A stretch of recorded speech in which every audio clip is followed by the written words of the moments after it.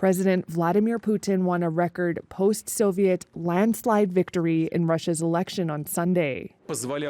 This unity will allow us to act effectively on the front line in the economy, humanitarian development, achieving the goals of social development projects, he said. Although the win came with signs of dissent and criticism from the U.S. that it was neither free nor fair. Putin, Vladimir Vladimirovich. The chair of the Central Election Commission in Moscow said Putin won a record 88% of the vote. With a new 6-year term cementing his grip on power, the former KGB officer is set to overtake Soviet dictator Joseph Stalin as Russia's longest-serving leader in more than 200 years. There was never any real doubt about his victory, given Putin's brutal crackdown on political dissent.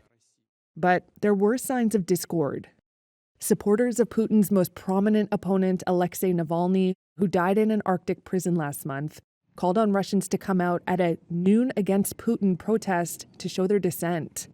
Reuters journalists saw an influx of voters at that time in some places, although it was difficult to tell them apart from ordinary voters. Russian citizens abroad also flocked to foreign polling stations.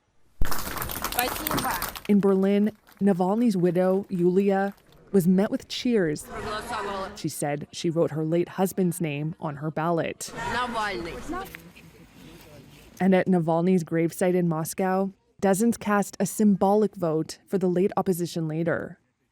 In previous days, there had also been scattered incidents of protest, as some Russians set fire to voting booths or poured dye into ballot boxes.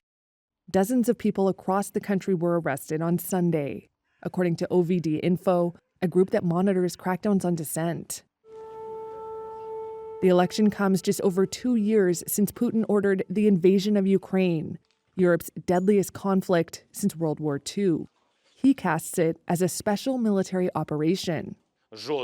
In Kyiv, Ukrainian President Volodymyr Zelensky said there was not a single bit of legitimacy in what he called this simulation of an election.